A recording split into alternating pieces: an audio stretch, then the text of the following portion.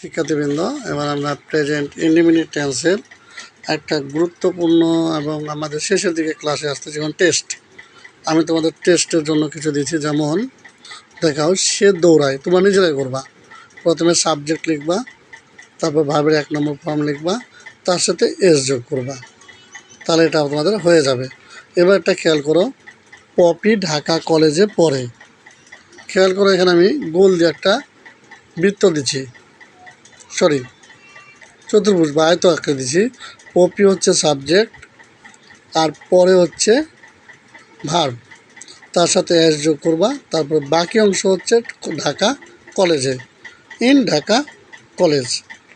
তাহলে এবারটা দেখো, সে সরলতা পছন্দ করে। সে সাবজেক্ট, পছন্দ করে এই পর্যন্ত নিবে, আর সরলতা বাকি অংশের অর্থটা এখানে এসে বসে যাবে। রুজা আমাকে একটি বই দেয়, তাহলে রুজা গিভস মি এ বুক। ভালো করে খেয়াল করো, রুজা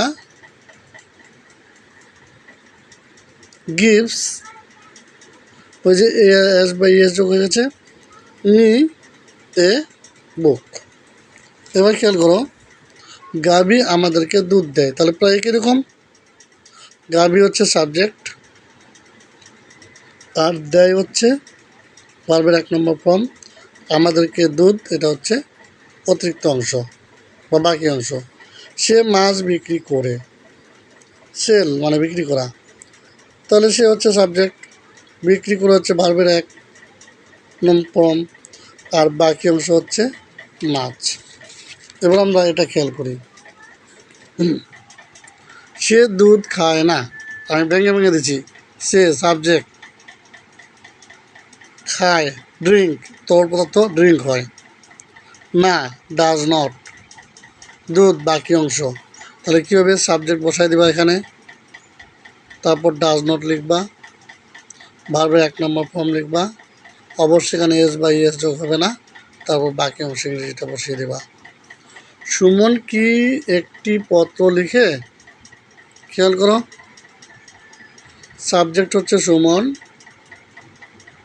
কি হচ্ছে ডাজ, আর একটি পত্র হচ্ছে বাকি অংশ, লিখে হচ্ছে ভার্বের 1 নং ফর্ম। তাহলে এটা আমরা কীভাবে লিখব, প্রথমে ডাজ লিখব, তারপরে ভার্বের 1 নম্বর ফর্ম লিখব, ডাজ সুমন, তারপর লিখব সাবজেক্ট, ভুল করছি আমি,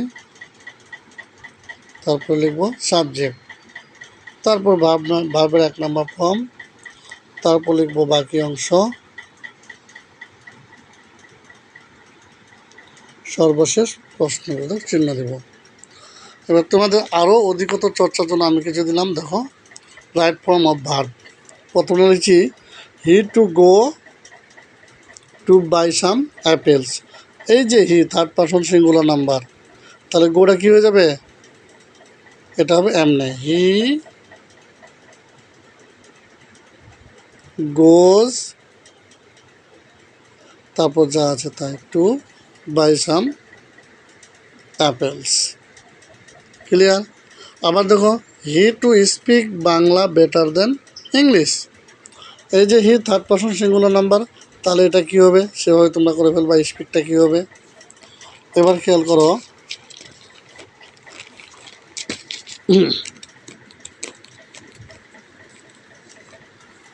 আমি বলেছিলাম এর আগে, দুটি কাজের মধ্যে যে কাজটা আগে ঘটবে সেটা কী হবে, প্রেজেন্ট ইনডিফিনিট টেন্স। তাহলে দেখো, I shall start for school when he to arrive, তাহলে বুঝতে পারছো এটা কোন টেন্স হবে।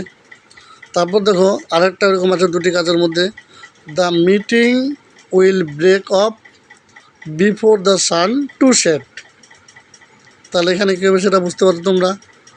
হি to write, he to write, he কী আছে, থার্ড পারসন সিঙ্গুলার নাম্বার, তাহলে রাইটটা কী হয়ে যাবে, রাইটস, তাহলে অ্যান্সারটা কী হবে, he writes me a letter now and দেন।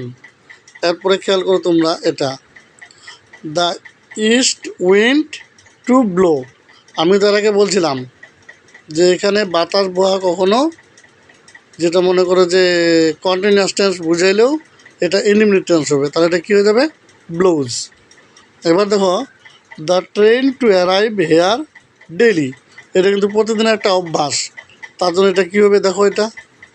এবার খেয়াল করো আরেকটা, do you to like sweet, এই যে আছে do you to like sweet, এখানে লাইকটা কী হবে দেখো, এখানে কিন্তু খেয়াল করতে হবে ভালো করে।